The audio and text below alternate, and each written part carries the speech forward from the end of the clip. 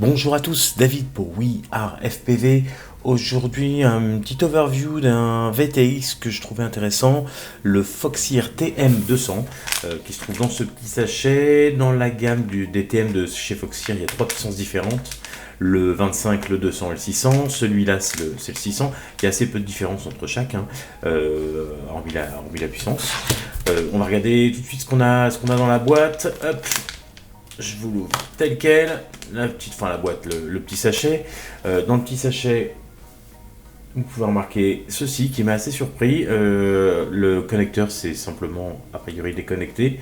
En tout cas, c'est ce que j'imagine, puisque il y a un petit sertissage ici. Les autres n'y sont même pas. Alors, je ne sais pas si c'est vendu spécialement, volontairement, avec le connecteur enlevé, ou si ça s'est enlevé pendant le transport. Je pourrais pas vous dire. Ce que j'ai lu par exemple dans les commentaires de Shop, c'est que je suis pas le seul. J'imagine que c'est volontaire, mais j'en suis pas vraiment certain. Petit câble en silicone, donc bonne qualité, avec pas mal de connectiques, on va voir ça après. Un petit pictel, je trouve ça assez pratique, même si c'est un petit peu plus dangereux que les sorties dures avec une antenne mise droite comme j'ai sur mon Pirate que vous avez déjà vu. Les soudures ont l'air quand même d'être très très solides, donc je doute que ça casse.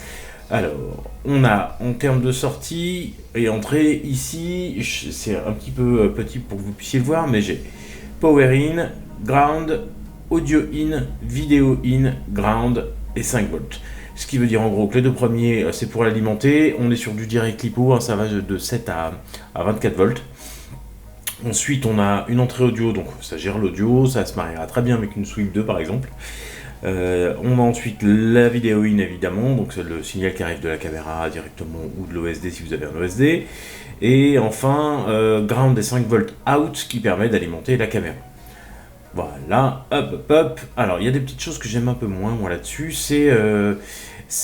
Alors, il y a un seul bouton, puisqu'on ne peut pas changer la puissance. Ça, c'est un petit peu dommage. Plutôt que de sortir 3 modèles, ça aurait été sympa de sortir un modèle sur lequel on peut changer la puissance.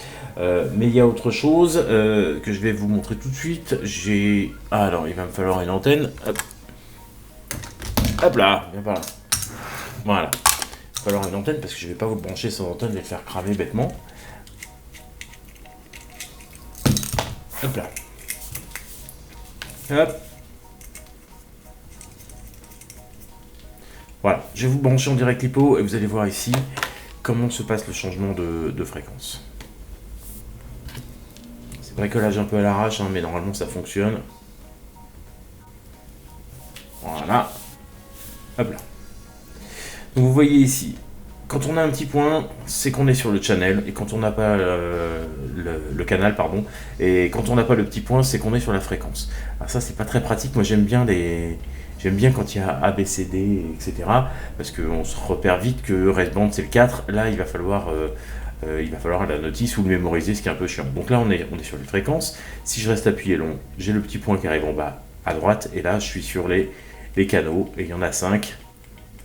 5 x 8, 40, c'est un 40 channel. Donc ça, c'est vraiment le petit truc que j'aime pas trop.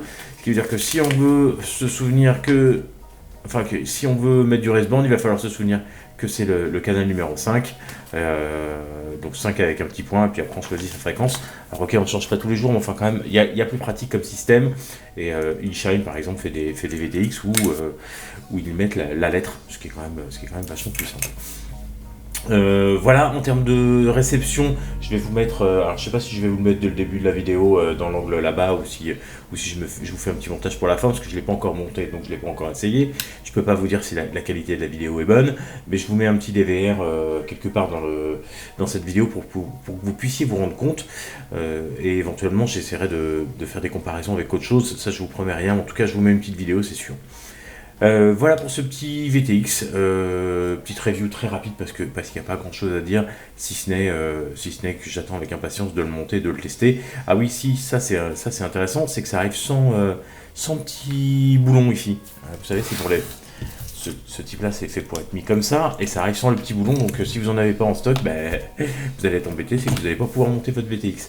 Donc ça, c'est pas super de la part de Foxeer, et je pense qu'il pourrait faire un petit effort là-dessus. Donc là-dessus et là-dessus, juste, j'ai un petit e-shine là-dessus, en termes de qualité, on sent vraiment que le connecteur, que les fils de l'e-shine, ça n'a rien à voir avec Foxeer, donc on est quand même pas sur la même gamme, hein. On est à peu près sur la même taille, le même poids. Tiens d'ailleurs, à propos de taille et poids, je vais vous les mesurer et peser. Donc en largeur, on est sur du 25 mm quasiment, et en longueur, on est sur du 33 mm. En termes de poids, avec les fils et tout, alors vous n'allez pas voir la balance dans le champ, mais je suis sûr que vous me faites confiance pour vous donner le vrai chiffre. Hop, on est sur du 11 grammes, c'est vendu pour 10 grammes, alors j'imagine que c'est 10 grammes sans la connectique. Avec la connectique, on est sur du 11 grammes. Voilà pour le petit tour d'horizon de ce petit Foxeer, j'espère que ça vous aura plu. Comme d'habitude, hein, sur la chaîne, vous êtes habitués maintenant, si vous avez aimé, vous mettez un petit pouce vers le haut, vous n'avez pas aimé, un petit pouce vers le bas. Vous partagez sur les réseaux sociaux si ça vous fait plaisir, en tout cas nous, ça nous fait plaisir, c'est sûr. Et si vous voulez recevoir les notifications quand on met une vidéo en ligne, vous avez une petite cloche ici en bas à gauche, à côté du nombre d'abonnés. Vous cliquez dessus et du coup, dès qu'on mettra une vidéo en ligne, vous recevrez un petit mail qui vous l'annoncera. Voilà, c'était David pour We Are FPV et on se retrouve très vite sur la chaîne. À très bientôt.